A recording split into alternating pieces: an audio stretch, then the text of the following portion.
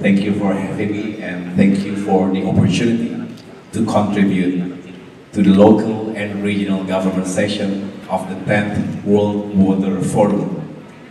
I hope all of you have a wonderful week and I hope you will still find the time to enjoy the natural beauty and the uniqueness of this island of paradise. 3 days ago, I've just returned from the US to attend the World Bank Land Conference. So from DC to Bali, from talking about land to talking about water, the two fundamental elements that are inseparable from our lives. As the global population continues to grow rapidly, 10 billion by 2050, we will have to deal with land and water scarcity sooner rather than later. It is indeed one of the most pressing issues for humanity this century. By 2030, it is estimated that fresh water supplies could fall by 40%, and the world will need up to 60% more food than today.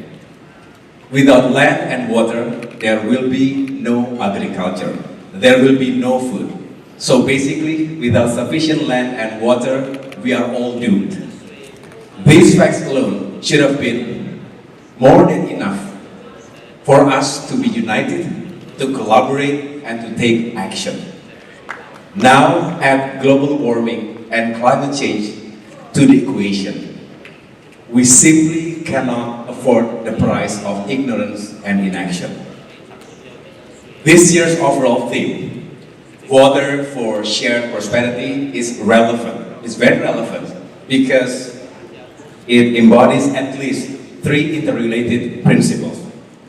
First, water management must always be oriented towards prosperity, which has a much broader meaning than material wealth.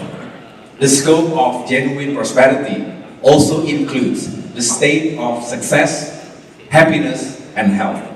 That is why, for the past 10 years, the Indonesian government has built various water infrastructures all over the country, and most notably, the building of 42 dams, which are aimed to sustain and to enhance our water supplies, irrigation for agriculture, industry, and home uses, and domestic uses. They are also utilized for hydropower generation, flood control, and disaster management, as well as for recreation, sport, and tourism. All of them will generate significant economic value added and growth, which in the end will contribute to the prosperity of the people. My second principle, fair accessibility, which is a manifestation of interspatial sharing. Water management must be implemented fairly to provide all citizens with equal access to drinking water and sanitation. One common issue faced by many countries is regarding the regional disparity in access to water resources. Some regions naturally have sufficient or even abundant water resources that make water inaccessible for their people. Given this situation, central and local governments must ensure all individuals and communities to have equitable access to safe and also affordable, sufficient water resources for their daily basic needs and livelihood. And the third principle is sustainability. It is the manifestation of intergenerational sharing. What we do and what we don't do today will shape our future. We want our children and our children's children live in a healthy, sustainable, and livable planet. Therefore, fresh water must be utilized and preserved properly. It should not be overexploited, even for the sake of economic development and growth. Mahatma Gandhi reminded us, the earth, the air, the land, the water are not an inheritance from our forefathers, but on loan from our children. So we have to hand over to them, at least as it was handed over to us. Excessive exploitation of water resources may improve the prosperity and fair accessibility for some people. However, it contradicts with the principle of sustainability. On the other hand, prosperity and sustainability can be attained for some groups, by some groups, through water monopolies or excessive water restrictions. However, they may hinder the fair accessibility of water for the wider community.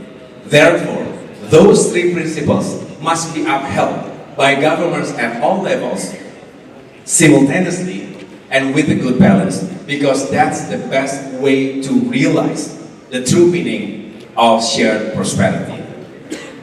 In order to implement the three principles of prosperity, fair accessibility, and sustainability, the central government or the national government must establish an institution with the authority and the capacity to integrate and synchronize all policies, strategies, and actions related to water management. And we can learn some of the best practices from countries that have established such institutions recently. For example, Canada in 2023, as well as Saudi Arabia and South Africa earlier this year. This so-called National Water Agency is aimed to tackle the imminent threat of water crisis. It should be agile and adaptive to be able to deal with an extremely broad dimension of water management, especially in order to prevent and mitigate the crisis. This agency should also be able to resolve the most common bureaucratic problems, which is ego-sectoral and also conflicting, overlapping interests among stakeholders. And at the same time, by providing effective leadership, this agency would be able to strengthen the cross-sectoral coordination and collaboration towards the attainment of water for shared prosperity. Finally, let us unite, let us collaborate through this prestigious forum. I hope we can come up with effective solutions and we can make immediate action. Thank you. Assalamualaikum warahmatullahi wabarakatuh.